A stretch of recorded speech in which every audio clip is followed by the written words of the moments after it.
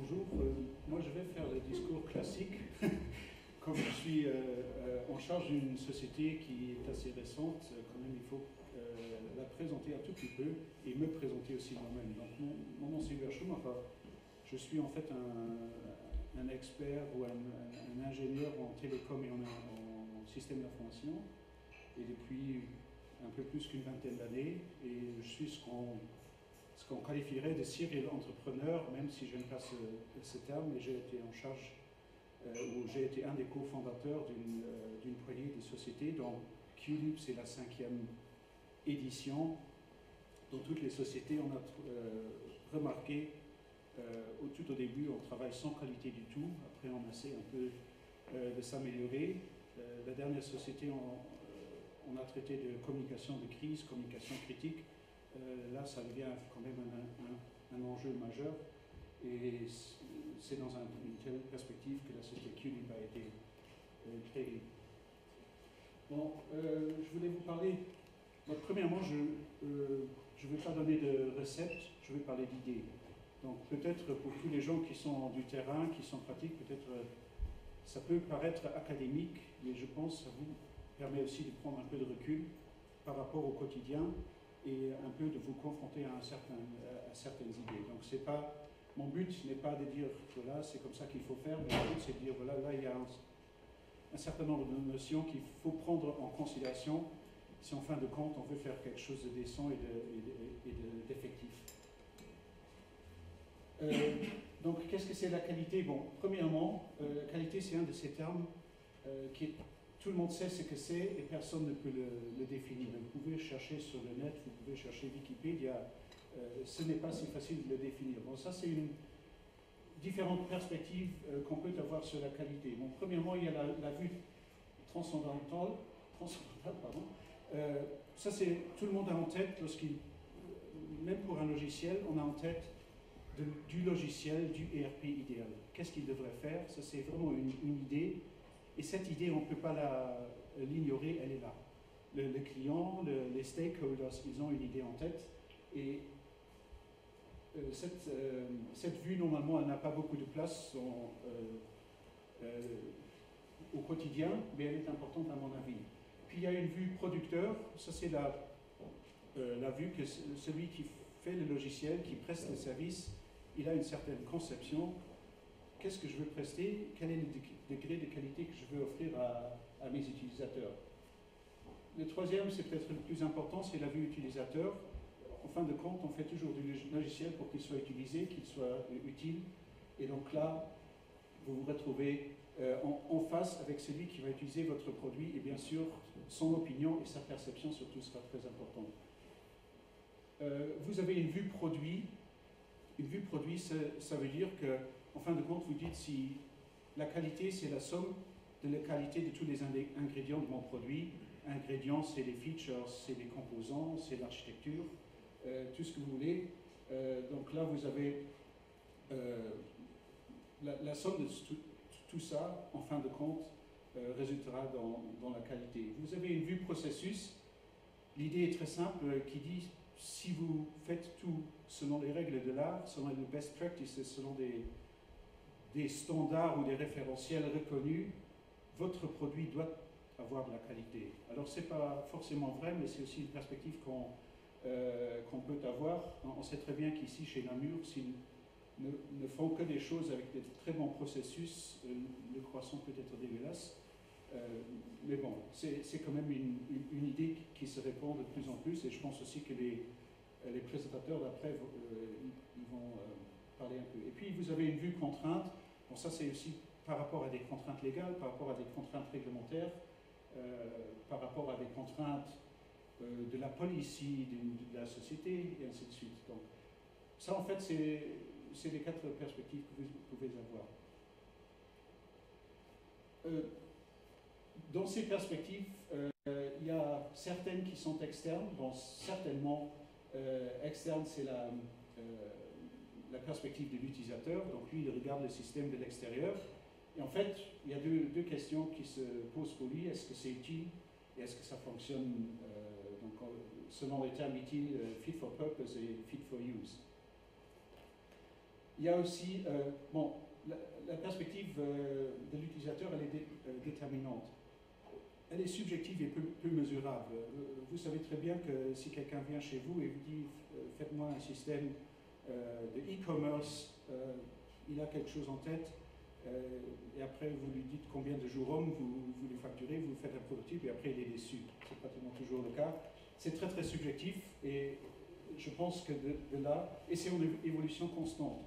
Rien que l'émergence d'un iPhone sur le marché change la perception de qualité de l'utilisateur. Et on ne peut pas l'ignorer. On ne peut pas dire ah oui, ce qui était vrai il y a 3 ans, c'est toujours vrai. Non, les gens, ils sont en train de zoomer, ils balayent leurs photos et tout ça.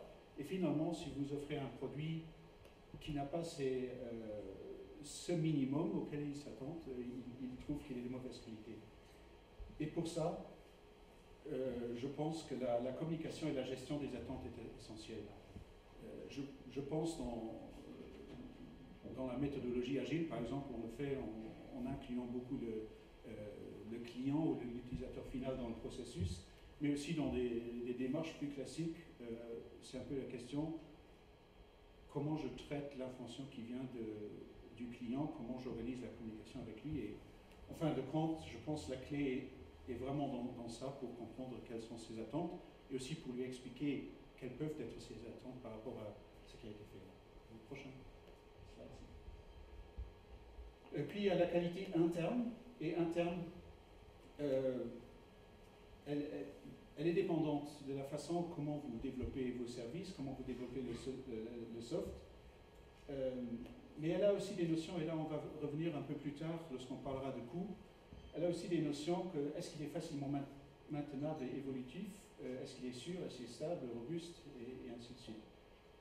Donc c'est une notion multifactorielle, et elle dépend aussi beaucoup de la culture d'entreprise. Donc ce n'est pas quelque chose qu'on décide dans une réunion du management que maintenant on va faire de la qualité, mais c'est vraiment quelque chose de culturel et quelque chose qui se construit lentement et finalement qui a aussi à faire avec le niveau et l'expérience et la créativité des développeurs et des personnels qui travaillent.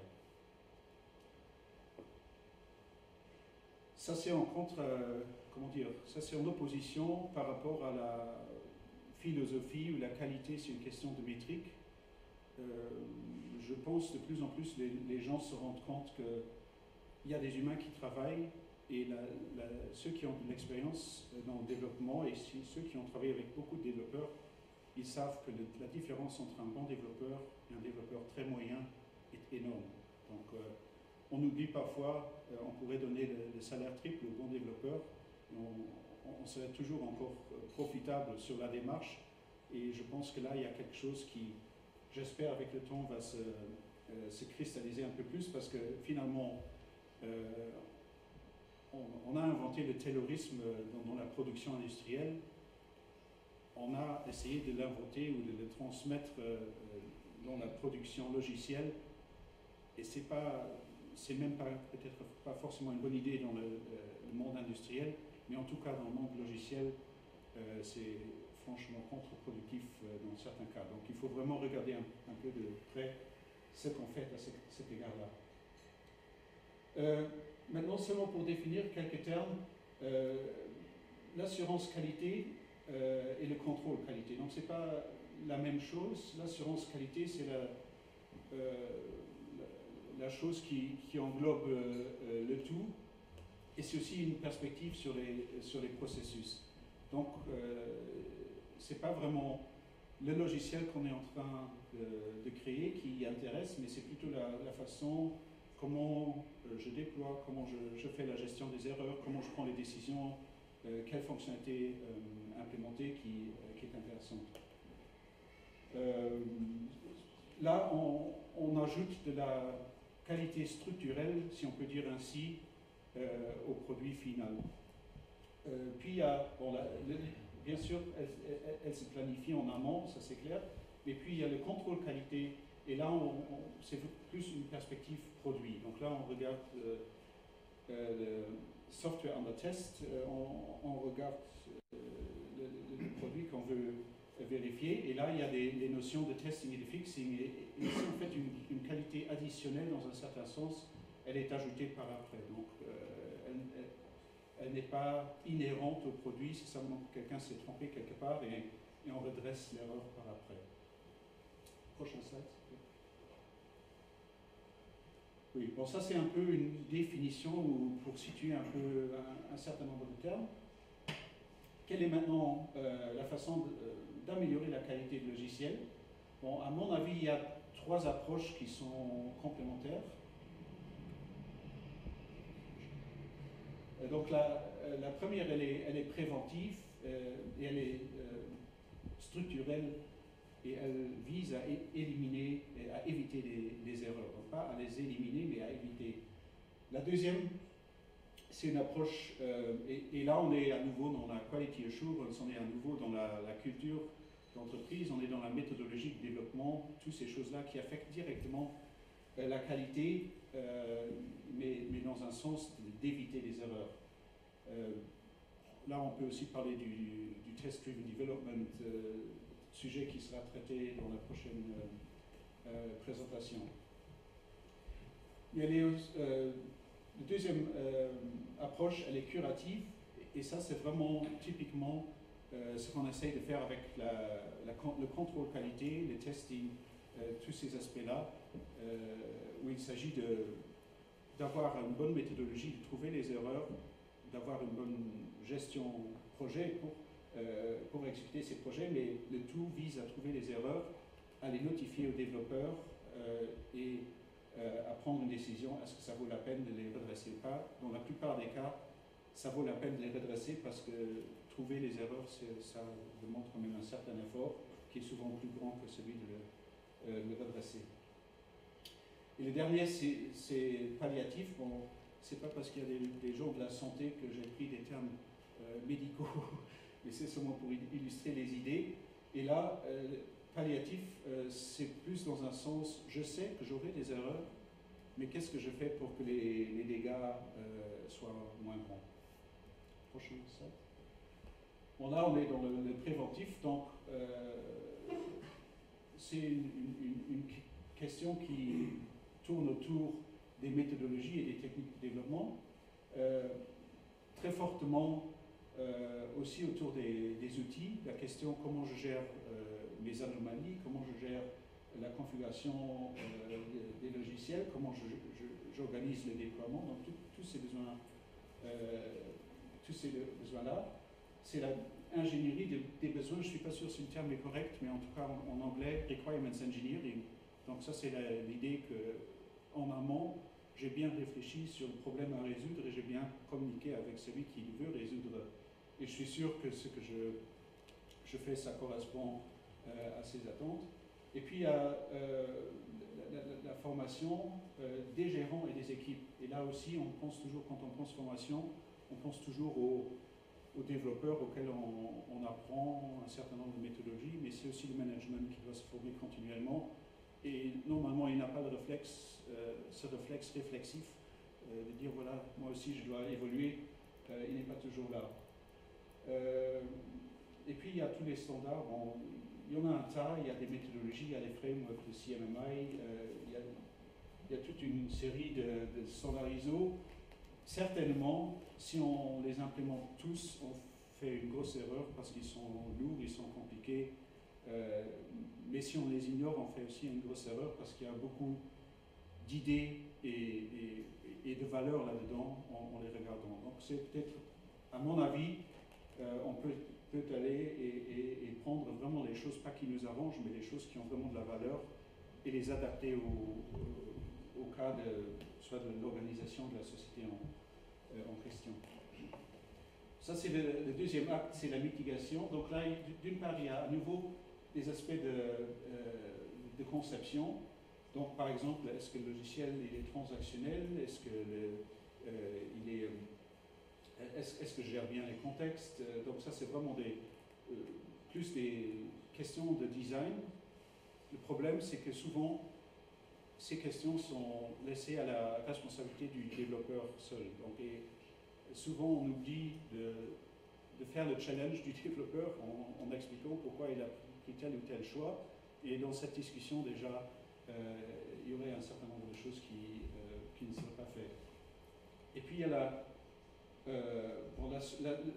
le logiciel, il peut être tolérant envers des erreurs et il peut aussi être redondant. Donc, bien sûr, si j'ai un cluster, il y a une instance qui tombe pour une raison de configuration, par exemple.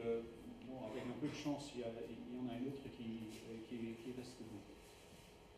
Et puis, je pense quelque chose qui peut-être n'est pas assez thématisé, c'est la prise en charge d'exception.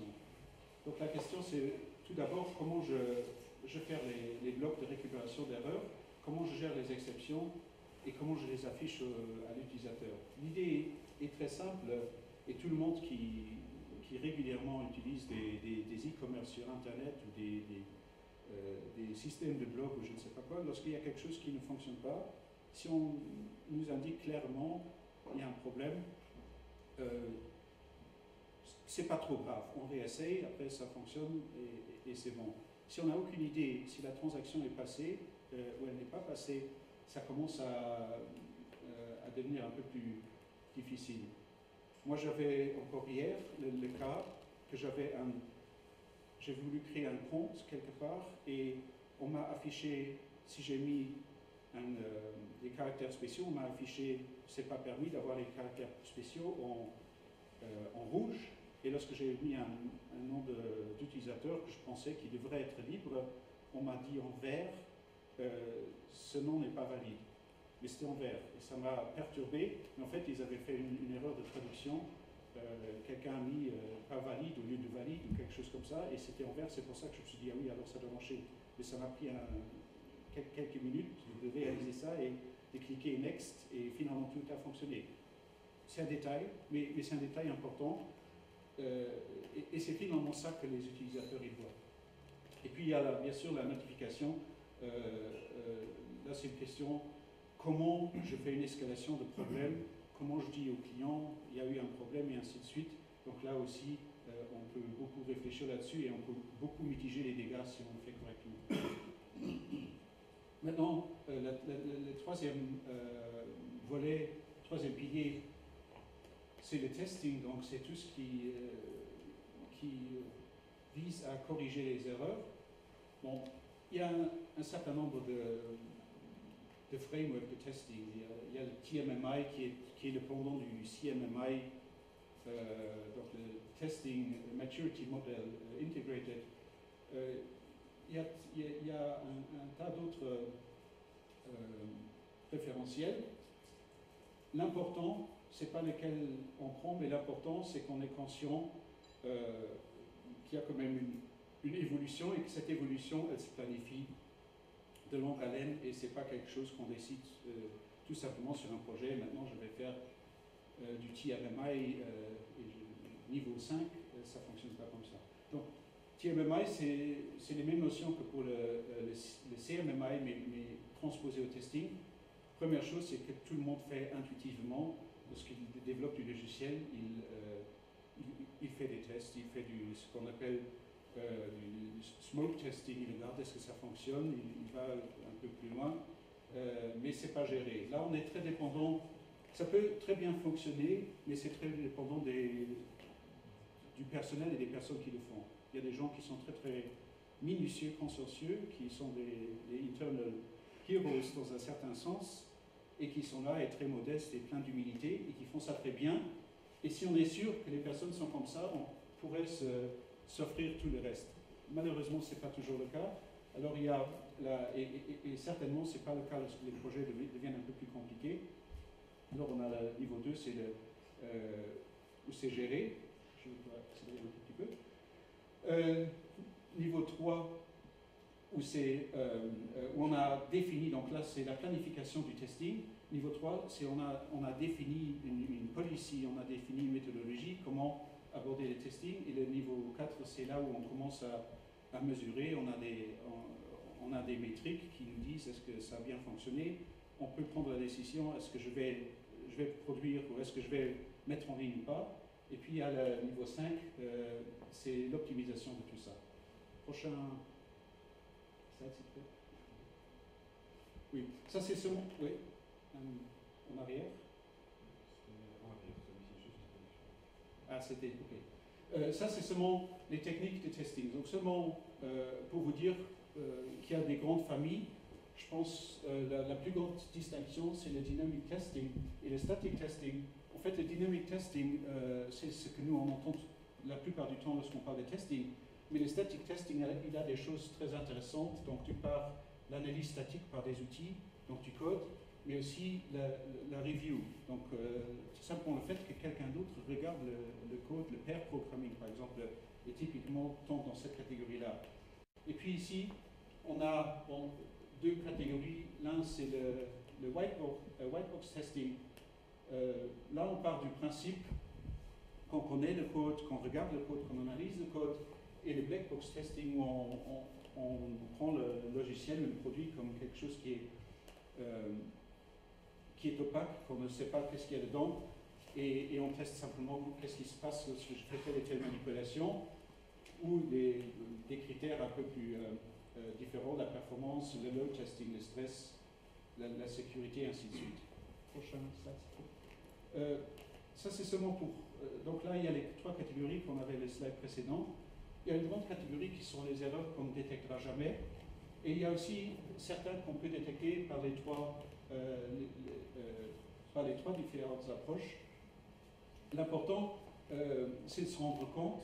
En fait, on ne connaît pas leur volume. Et ça, c'est le slide suivant. Encore une fois, je pense qu'il y en avait, oui. Donc, la quantité de défauts, elle n'est que révélée par les tests. On ne les sait pas en amont. C'est pour ça qu'on a souvent un très grand risque lorsqu'on commence à tester les user acceptance tests à la fin ou les integration tests à la fin. On a souvent un risque. Et l'idée ici, c'est de dire, voilà, beaucoup de cette énergie, amenons-la en amont du processus de développement.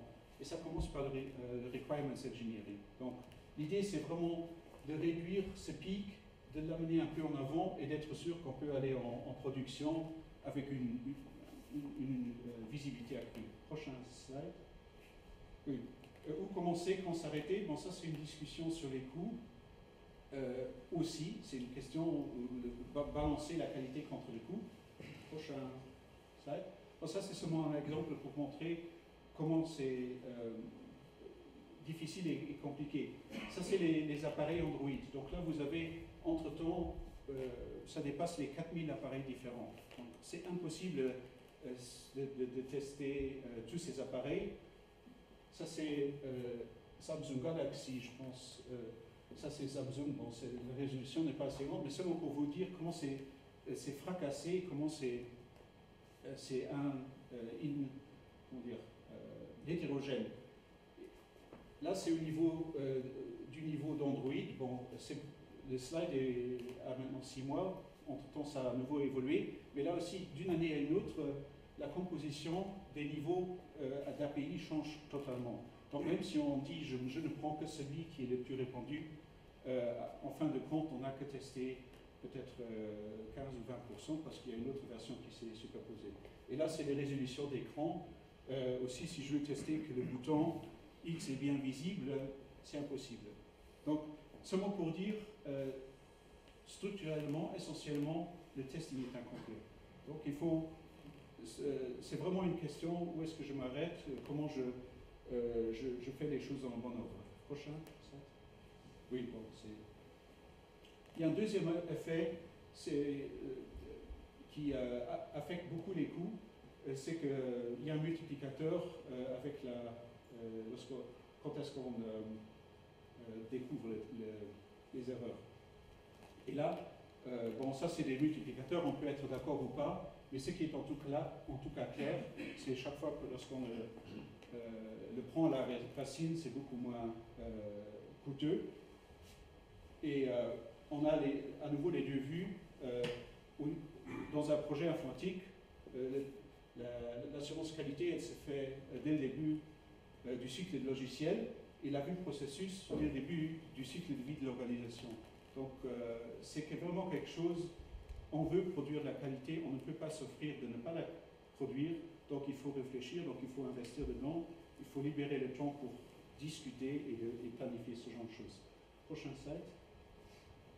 Ça, c'est seulement pour illustrer les coûts. Bon, c'est le Space Shuttle. Et en fait, c'est un vieux slide, une vieille analyse, mais elle est toujours valide dans un certain sens, qu'en fait, le coût par ligne de code devient très élevé lorsqu'on réduit le nombre d'erreurs permises par ligne de code. Et ça illustre seulement cette courbe. Donc là aussi, c'est une question, qu'est-ce qui est acceptable pour moi? Peut-être pour un Space Shuttle, bon, il y a eu 2 accidents qui n'avaient rien à faire avec le logiciel, mais pour un Space Shuttle, cette décision est certainement différente que pour une application, un jeu sur Internet. Prochaine slide. Ça, c'est une vue classique où on dit, bah, voilà, pour faire l'assurance qualité, les coûts montent et c'est un peu la répartition Pareto. Je dois investir 80% pour les derniers 20%. Et ça, c'est ce que cette courbe illustre. Ça, c'est les coûts des erreurs. Donc la question, c'est combien ça me coûte de produire de la qualité inférieure. Et en fait, l'extrême, la qualité inférieure, c'est que la société s'arrête à exister. Donc le coût est infini mathématiquement parlant.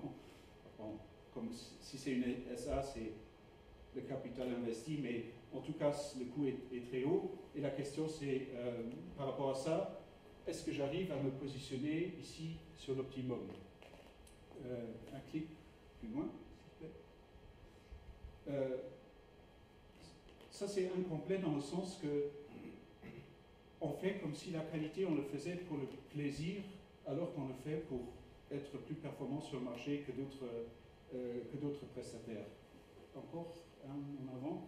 Donc cette courbe, si on gagne, je dis maintenant, 50% en part de marché, la constitution des coûts pour atteindre la qualité, elle n'est plus la même. Donc là, il y a une distorsion, encore une fois, et donc ça veut dire que cette courbe se déplace. Je vais seulement dire que c'est un peu académique, cette courbe, c'est un prof d'université qui l'a établie, il a certainement fait ses recherches, mais en fin de compte, comment je me débrouille sur le marché a un impact majeur là-dessus. Peut-être ce n'est pas vrai dans tous les cas, peut-être pour une agence gouvernementale, cet argument ne vaut pas, mais même dans ce cas, ça vaut la peine de chercher l'optimum ici. Prochain slide. Ça, c'est une autre perspective sur le même raisonnement, c'est de dire, voilà, en organisant les niveaux, en devenant plus mature en termes de CMMI, on peut réduire ces coûts de qualité, d'assurance qualité par rapport au coût de développement. Et ça, c'est aussi une étude de Herb Kressler, qui est quelqu'un quand même une éminence dans le domaine, mais qui veut dire que ça vaut la peine d'essayer de progresser en maturité si on veut se retrouver en fin de compte à produire, à développer vraiment du logiciel et à ne pas perdre son temps à régler des problèmes d'avant. Prochain slide. Oui, bon, c'est évident, ça c'est les choses moins fréquentes, mais il peut y avoir des morts, il peut y avoir des dégâts matériels, il peut y avoir du départ de personnel parce qu'on ne produit pas de qualité. Ce qu'on oublie souvent, c'est que les gens veulent produire de la qualité. Si quelqu'un est frustré parce qu'il est toujours confronté avec des clients qui ne sont pas satisfaits, en fin de compte, il en a marre, il fait ça un certain nombre de temps, il fait encore des heures sup pour régler les problèmes, mais ce n'est pas gratifiant. Donc les gens, je pense en moyenne, veulent produire de la qualité, et je pense qu'on impose un coût supplémentaire si on ne les laisse pas faire. Et puis on peut perdre des clients. L'effet de paralysie, c'est clair, si vous ne connaissez pas votre niveau de qualité, vous ne connaissez pas le projet, les risques du projet, à un certain moment, vous ne pouvez pas prendre la décision, je mets en ligne ou j'attends encore 6 mois. C'est une décision qui devient impossible. Alors, quand elle devient impossible, on la laisse à celui qui met en ligne ou au développeur, ou on lui force la main. Mais en tout cas, ça c'est aussi un effet qui me semble très très réel et très très répandu. Prochain slide. C'est mon dernier point en fait. Il y a une notion récente qui émerge, c'est la dette technique. Donc il y a une organisation qui s'appelle Cast Software qui a analysé 745 applications, un peu plus que 300 millions de lignes de code, Java, .NET, COBOL, un peu de tout. Et en fait, ils ont analysé beaucoup d'aspects, mais entre autres, ils ont analysé la dette, comme ils font ça depuis un certain nombre d'années. Ils ont aussi analysé la dette par ligne de code. Et la dette, la notion est peut-être nouvelle, mais elle est comme la dette financière. On peut prendre le choix à un certain moment de produire un peu moins bonne qualité pour être sur le marché 3 mois avant le client. Ça, c'est complètement acceptable si c'est une décision et si on a fait ses calculs et on sait, bon, ça va se payer. Elle a un intérêt, donc on paye un intérêt, c'est-à-dire si on produit, on fait des erreurs de design, on sait pertinemment qu'on aura des problèmes par après, et c'est vraiment à ce moment-là qu'on contracte cette dette, et les intérêts qu'on paye, c'est l'effort de testing qu'on doit faire par après. Donc c'est vraiment une autre façon de regarder la non-présence de qualité, et je pense que c'est quelque chose qui est un peu dans son départ, mais qui est une notion qui peut-être va devenir plus fréquente et plus courante. L'idée, en tout cas, me paraît très très judicieuse, et faire des choix, des designs pourris, c'est vraiment une balance entre le court terme et le moyen ou long terme. Prochain slide. Bon. Donc, seulement pour terminer, donc, le potentiel il est énorme entre ce qu'on peut dépenser en assurance qualité ou ce qu'on peut économiser en assurance qualité et testing. Et c'est vraiment quelque chose, on ne peut pas dire plus tu investis dans la qualité assurance, mieux c'est. Quelque part, il y a un optimum et il faut travailler à le trouver. C'est une préoccupation constante, ça commence tout au début, ça va autant qu'on produit quelque chose. Le testing en soi ne produit pas de qualité, mais il mesure la qualité. Donc il y a toujours le fixing après, la décision est-ce que je vais fixer, mais le testing en soi ne le fait pas. Et en fait, il y a les réflexions des coûts de la non-qualité contre les coûts d'assurance qualité. Et souvent, on trouve que la qualité structurelle est plus économique que la qualité additionnelle. Et la qualité additionnelle, elle est souvent plus économique que la non-qualité. Et donc la dette technique, comme j'ai dit, c'est une notion émergente. J'ai terminé. Désolé, j'ai un peu dépassé.